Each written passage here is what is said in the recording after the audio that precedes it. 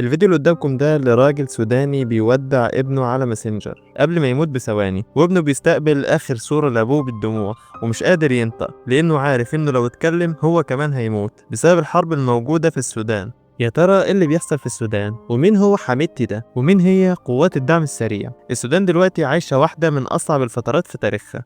بلد بعد ما كانت ماشية في طريق إنها تبقى قوة كبيرة في أفريقيا، فجأة قامت حرب بين اتنين من أقوى الجبهات في الدولة، الجيش السوداني وقوات الدعم السريع. القصة بدأت سنة 2019 لما الشعب السوداني خرج بثورة ضخمة ضد الرئيس عمر البشير اللي كان ماسك الحكم بقاله 30 سنة.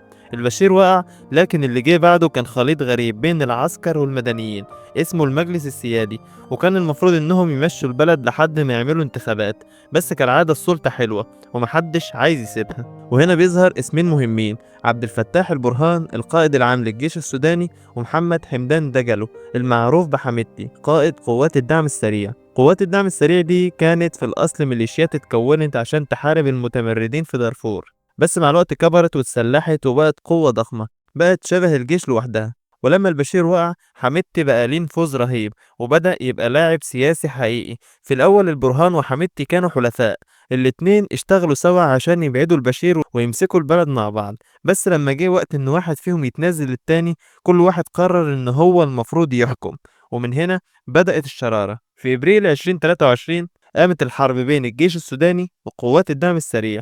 الخرطوم اتحولت لساحة قتال، الناس بتهرب من بيوتها والكهرباء والمية بتقطع، المستشفيات وقفت، أكتر من 10 مليون شخص اضطروا يسيبوا بيوتهم ونص البلد بقى لاجئين. ومن وقتها والحرب شغالة في السودان مات أكتر من 140 ألف. ومن وقتها والحرب شغالة نهاية بحصار مدينة الفاشر اللي الناس ماتت فيه بسبب الجوع والعطش، لدرجة إن هم بقوا ياكلوا أعلاف الحيوانات، حتى أعلاف الحيوانات ما بقتش موجودة، والحرب ما زالت مستمرة.